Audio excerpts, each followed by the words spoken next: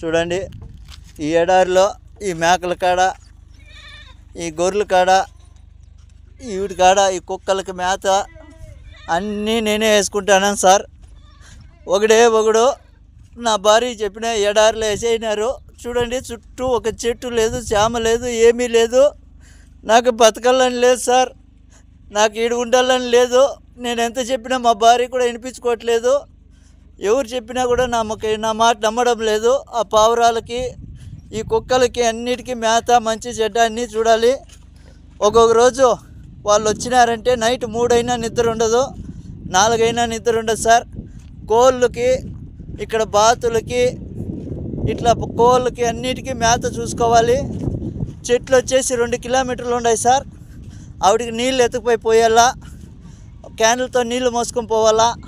ఈ జనరేటర్లు ఒకటంటే ఒకటి పని చేయడం లేదు. వాళ్ళకి చెప్తే వాళ్ళు కనీసం పట్టించుకోవడం లేదు. మొన్న మోటార్ చెడిపోతే మోటార్ కూడా కనీసము రిపేర్ చేయించుకొస్తానని ఎత్తుకుపోయినాడు. ఇంతవరకు తేలేదు సార్. నీళ్ళు క్యాన్లు మోస్తానన్న రోజు ఒక మోటార్ పని చేస్తుంది చెప్పినా కూడా వాళ్ళు చెవుల్లోకి వేసుకోవడం లేదు. చూడండి ఈ పావురాలు, ఈ బాతులు, వీడికి అన్నిటికీ నీళ్లు పొద్దున్నుంచి మోయాలా, అన్నీ చేయాలి సార్. నేను ఒకటే నా వల్ల కావడం లేదు. ఎండకి సుస్థి అయిపోతుంది. ఇక్కడ పట్టించుకునే వాళ్ళు లేరు. ఇప్పుడు ఆయన వచ్చి 3 రోజులు అవుతుంది సార్. కనీసం నువ్వు తిన్నావా చచ్చినావా అని ఫోన్ కూడా చేయడం లేదు. ఈడ నాకు ఈ పక్క పాములు తేళ్ళు ఎక్కువ ఉన్నాయి సార్. నేను చచ్చిపోయినా కూడా అడిగేవాడు లేదు సార్. ఈడ నా పరిస్థితి ఇట్లుండదు. నాకు దయచేసి ఎవరైనా సాయం చేయండి సార్. ఈ ఎడారి నుంచి నన్ను బయట వేసేయండి, ఇంటికి వచ్చేస్తాను. ఈడున్నానంటే చచ్చిపోతాను సార్. ఇంక 2 రోజులు ఉంటే చచ్చిపోతాను. నా వల్ల కావడం లేదు సార్. చూడండి చుట్టుకారము ఒక చెట్టు లేదు, చేమ లేదు, ఒక మనిషి మాట్లాడేవాడు కూడా లేడు సార్. ఈడ నాకు కనీసం మాట్లాడిచ్చేవాడు లేడు. తిన్నావా చచ్చినావా ఏంపా ఎట్లుండదు అని అడిగేవాడు లేదు సార్. నాకు నా బిడ్డలు గుర్తొస్తున్నారు. నేను బతకలేను సార్. ఈడ దయచేసి ఎవరైనా నన్ను సాయం చేయండి. ఈ కోవిడ్ నుంచి నన్ను బయటపడేయండి సార్. ఏం చెప్పినా కూడా ఏజెంట్ కూడా కానీ నా మాట వినడం లేదు సార్. డబ్బులు కట్టు అంటున్నారు. నా కాడ అంత డబ్బులు లేదు. ఏం చేసేది సార్? నేను కూలి చేసుకుంటేనే పని జరుగుతుంది. ఏదో ఇక్కడ నాకు చెప్పిండే పని వచ్చేసి వేరే, ఇక్కడ చేపిస్తుండే పనులు వేరే. ఎవరికి అడిగినా నాకు పట్టించుకోవడం లేదు సార్. నా వల్ల కావడం లేదు. ఎవరైనా దయచేసి నన్ను అటు గడ్డకేయండి సార్. మీ కాళ్ళు పట్టుకుంటాను.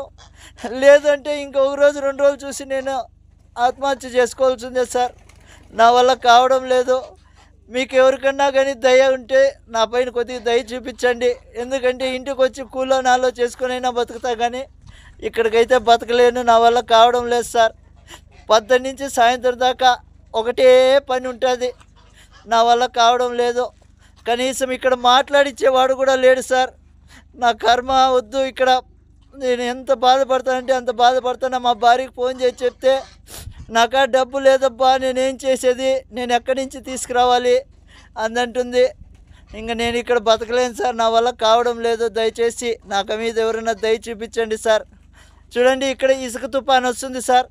ఆ రోజు వాళ్ళకి చెప్పినా కూడా వాళ్ళు రారు. ఇసుక తుఫాను ఉంటే రారు వాళ్ళు.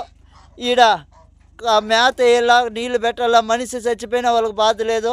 వీటన్నిటికీ మేత పెట్టాలా, నీళ్లు పెట్టాలి, అన్నీ చూసుకోవాలి సార్. కాబట్టి ఎవరైనా దయచేసి నా బాధ అర్థం చేసుకోండి.